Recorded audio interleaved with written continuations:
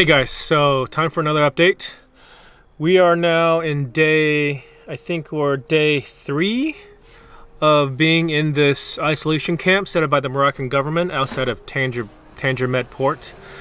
The Moroccans are continuing to add infrastructure, which is awesome today. They dug a big hole 2 days ago when we first got here, and I think the original plan when they dug it, we didn't know for sure, was to put a septic tank there. And today that's what happens. They put a septic tank and they covered it back up. So that's positive for us because that trench is not supposed to have any more sewage passing through. It should just be gray water. But people are still dumping somewhere down the line because today we still saw some sewage. But they also put up a couple of signs near the other manholes up there, so people don't put their cassette, just water down there. And hopefully people listen. Really hope people listen. Please, people listen. If you guys are watching this and you're here, please don't put your cassette in those manholes. The other thing they did is they were also running this big, heavy electrical wire all the way around the campground, I think, or the parking lot. I think I mentioned that in a video ago or a couple videos ago. They connected them today. They spliced in junction boxes at every like 4 campers or so, and then the junction boxes have 4 plugs that go out. So we're plugged in, and I'm not actually sure if it's turned on yet.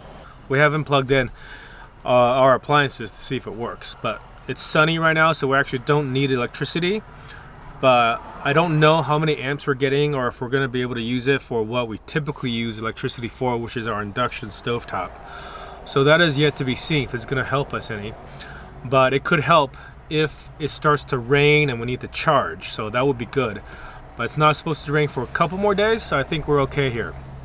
We also put up more of a kind of a security perimeter around us. We have an orange rope that we connected from the car to the curb and from the curb down the side of the curb to get people to not walk right by our door as much anymore. So that was very frustrating that people will come over here carrying gray water or their cassette or walking their dog or whatever and just walk right past us. We're just trying to keep our distance, and you know, we understand the benefits, but I don't know if they all do. And it's not just for us, it's for them as well. And I'll explain that more later in this video. And also, I want to kind of go through a lot of the questions that people have asked in the comments.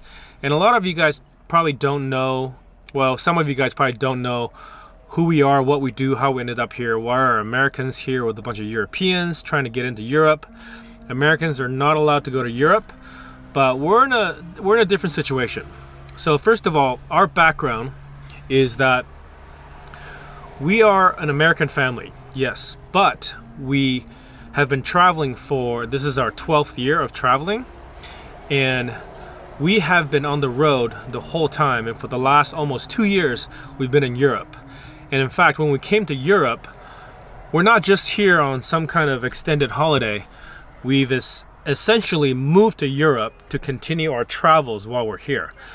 So much so to the point that we no longer have U.S. health insurance. We no longer have a U.S. home base. When we do go back to the U.S., we have family that we stay with. We no longer have, basically a safe place to go if we do go back to the U.S. So that's sort of where we are. And our home base now, if we have a home base, is actually in Croatia, because 4 out of the 5 of us are Croatian dual citizens, and I have Croatian residency through our marriage and with the kids. So we are actually European citizens and residents. So the right course of action for us to do is actually go back to Croatia. Just like if somebody was traveling around Europe, they are alerted by their embassy to go home and to isolate at home. And yes, our home is the camper van, but the reality is the camper van is not a great place to be if you have to really isolate and not go outside, because part of our life living in this van is to live outside. And if we're unable to do that, this is not an ideal place to be. And also because we travel and we live in this van, we rely so much on the outside world to kind of support this lifestyle.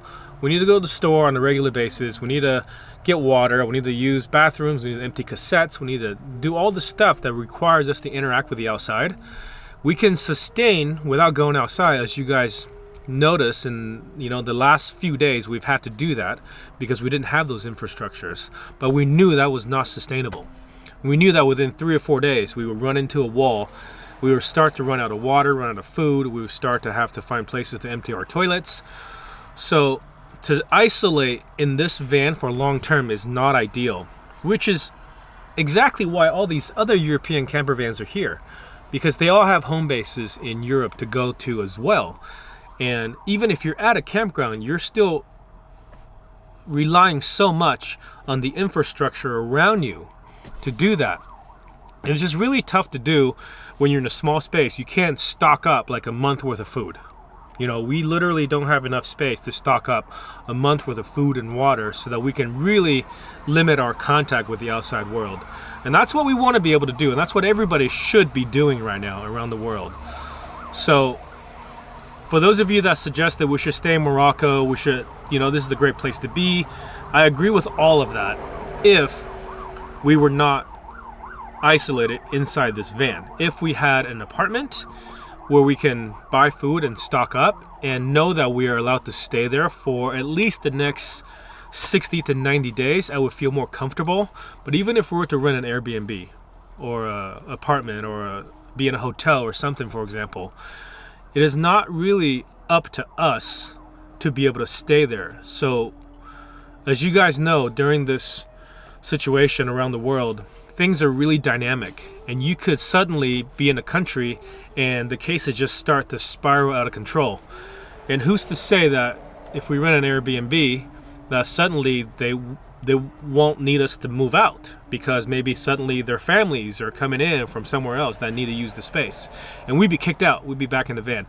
So what we're really wanting to do is get to a place where we don't rely on third-party support as much as possible, meaning go back to a place that we actually have control over whether or not we're allowed to stay there. And that's why we're going to Croatia. And some of you have also said, oh yeah, it's on the lockdown, you can't go through anywhere. Morocco's locked down for 30 days from March 20th to April 20th. All of that is true. All the countries are locked down. All of that is true. We totally understand the lockdown, and we understand the necessity. In the lockdown in Morocco, it's also what's helping Morocco suppress the outbreak to the extent that they have. But the reality is there are extenuating circumstances where you are allowed to travel. One of them is repatriation. Repatriation means you're going back to the country and going back to your home that you came from, so you can be allowed to isolate and stay there for an extended period of time. So Morocco, the government, has allowed us to do that. And in fact, everybody who is here, essentially, as far as I know, everybody who is here has been told by their government's embassy in Morocco, when they said, go to Ceuta, the border is open, there are ferries you can take to go out, go to Ceuta, go to Spain, and then from Spain, go directly home. You will be granted transit across all the European Union countries so that you can get home. And that's why everybody's here. People didn't disobey the rule to come here. Everybody who's here were told by their embassy to come here. Everybody who is here, just like ourselves, were at a safe place. But because of all the reasons that I mentioned above, it's still safer if you can to repatriate, go back to the country, go back to your home base and stay there. It is there where you're the safest. Not just for reasons I mentioned above, which is being able to have more storage for food, water, supplies, but also you're accounted for in your country, you're accounted for in your city. They know how many people live in that city. They know how many people call these areas home. They know how much infrastructure to put in place so that if in the worst case scenario, they can support you. That includes food, water, medicine, hospitals, all that stuff. To have a bunch of people in another country, even Morocco, who's more than accommodating to be able to let us be here because we can't get out in a time of need. They have to be able to account for us, all the people that are here. And all the people that aren't here where we're waiting, but they're further south, not near the port. There's thousands more people that are still stuck here, and they can't even leave the towns that they're at. So Morocco has got to be able to account for all of that. So all the European embassies in Morocco have been communicating with all the people that are here. And if you're one of these people who are still in Morocco, deciding to stay, make sure you contact your embassy. At least let them know that you are here if you haven't already, because they will be the point of contact to give you all the instructions that you need. So the lockdown has happened through all of the European Union countries, including Morocco, but our embassies have told us that we will be allowed transit to cross all these borders to go back to our home country. That is guaranteed to us, not a problem. So the comments that people have said about, oh, you can't go, you can't leave anyways because of the lockdown, well, that is not true. The only thing that we can't go to right now is we can't get into Spain from Morocco. Morocco is not allowing, or Spain is not allowing Europeans or people with European residency to go to Spain from Morocco because they're in such bad situation. But if you are in France and if you're in Germany and you want to go back into Spain, you can still do that. If you're in Portugal and you want to cross Spain to go back to France where you're from, you can still do that, even right now at this very moment. In fact, somebody just did.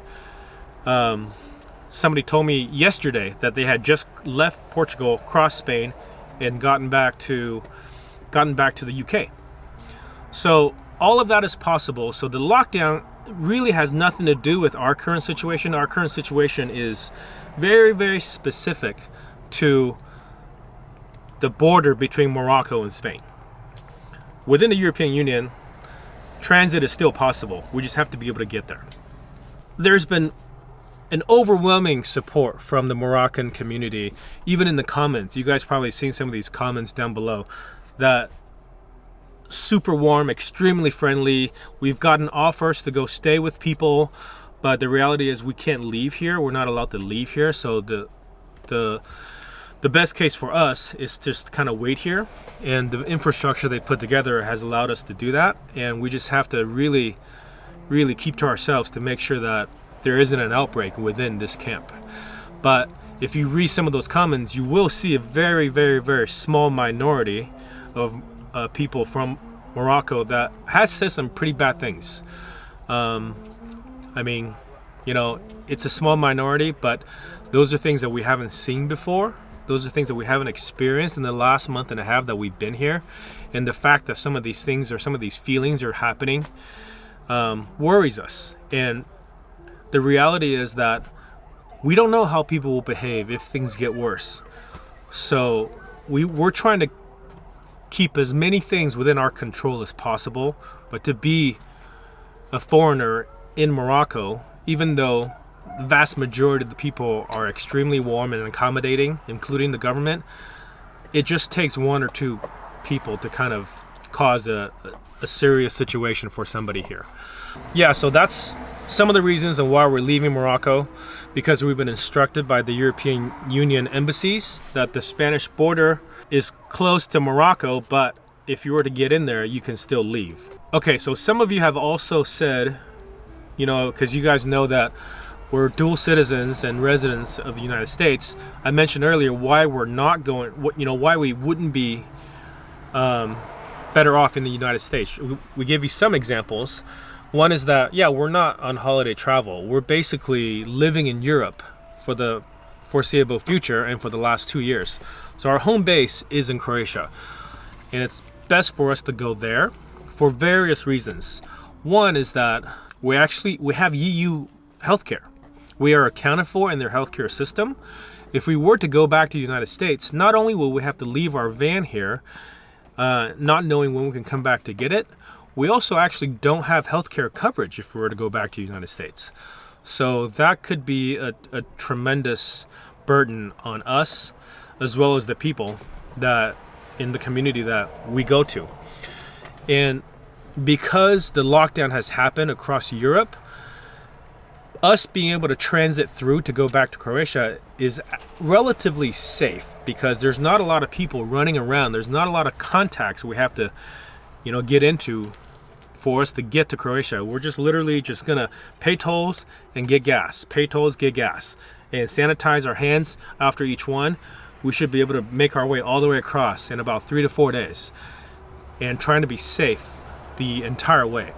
And that to me seems much, much, much safer than trying to figure out the logistics of taking the van somewhere, store it, packing all of our stuff, taking all of our stuff with us. We know the inside of the van is clean and sanitary and virus free for us anyways.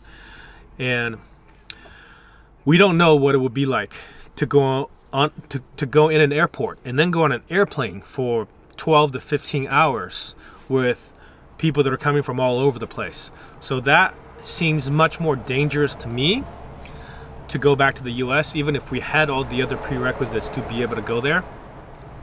And I think one of the biggest concerns we have is that if we were to go back to the US, the place that we would go is to grandparents' house. And the kids' grandparents in LA, that's where we would go, but they are vulnerable. They are in the high risk group. So because we're under 45 years of age and then the kids are of very, very low risk, we don't want to somehow find out that we're asymptomatic carriers of the virus and go stay with them and suddenly they come down with the virus just because we don't know that we have it, because we haven't been tested. And there's no test that I've even remotely heard of within this camp. Nobody's getting tested. Today, somebody did come by and ask everybody how they're feeling, and then wrote down on a piece of paper, to see if anybody's feeling symptoms. We're not feeling any symptoms, but it doesn't mean that we don't have it. So we don't want to suddenly go back to California and go live with Marlene's parents, and then suddenly find out that we have it and now they're at risk. So that seems really, really, really dangerous to us. We're going to keep within our circle of 5 people for as long as we can until it feels absolutely safe before we really interact with other people.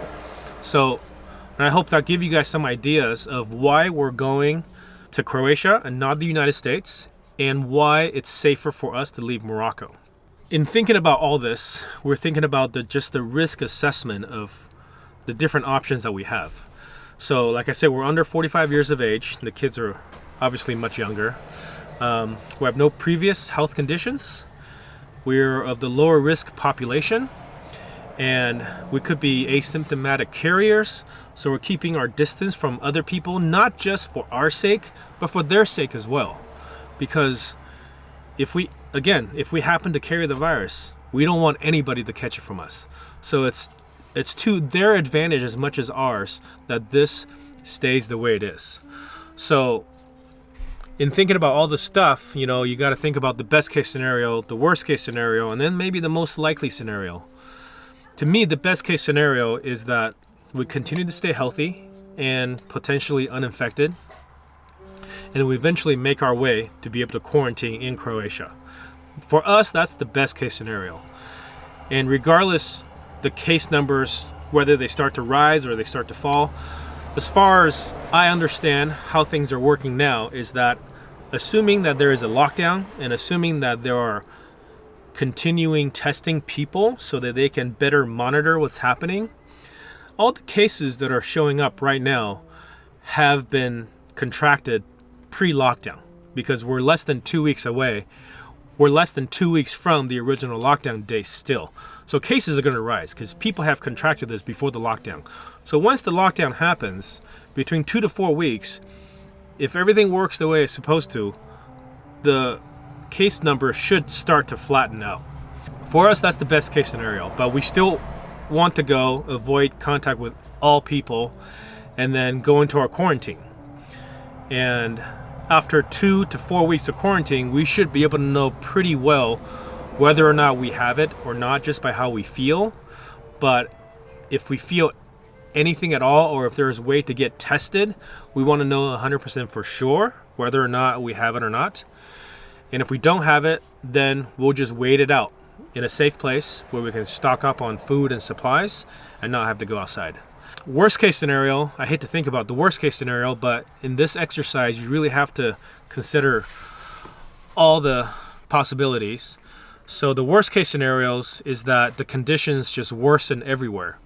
Morocco, Spain, France, Germany, Austria, Slovenia, Croatia, all these countries included, they just worsen everywhere, and we are locked down here for the foreseeable future.